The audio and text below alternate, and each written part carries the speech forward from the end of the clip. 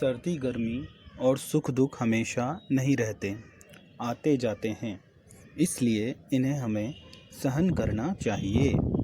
जीवन में सुख दुख, लाभ हानि और जय पराजय को समान समझकर अपने स्वाभाविक कर्म करते रहना चाहिए। वो व्यक्ति जिनको स्वर्ग प्राप्त करने की इच्छा है, फल प्राप्ति की आशा है और यही सब कुछ है ऐसा मानते हैं, वे दिखावा करते हैं, कई वचन कहते हैं, सब भोगों में आसक्त रहते हैं। उनकी बुद्धि में एक दृढ़ निश्चय नहीं रहता है। ये लोग अप्राप्त वस्तु की प्राप्ति और रक्षा में लगे रहते हैं।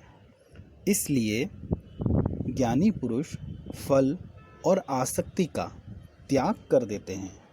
तब उस काल में जिस अवस्था या भाव में वो रहते हैं उसे योग कहते हैं और ऐसे व्यक्ति योगी कहलाते हैं। जो योगी इस भाव या अवस्था में रहते हैं वे समय बीतने पर पुण्य और पाप दोनों को ही त्याग देते हैं और फिर कर्म बंधन से छूट जाते हैं। उनके मोह का नाश हो जाता है और वैराग्य की प्राप्ति होती है। तब उनकी बुद्धि दृढ़ निश्चय के साथ परमात्मा के स्वरूप में अचल और स्थिर ठहर जाती है। वह आत्मा से ही आत्मा में संतुष्ट होते हैं। उनके राग, भय और क्रोध नष्ट हो जाते हैं। वह शुभ और अशुभ वस्तुओं को प्राप्त होने पर न प्रसन्न होते हैं और ना ही द्वेष करते हैं। वह सर्वत्र स्नेह रहित रहते हैं। ऐसे व्यक्ति की मन सहित इंद्रियां वश में रहती हैं और बुद्धि स्थिर रहती है।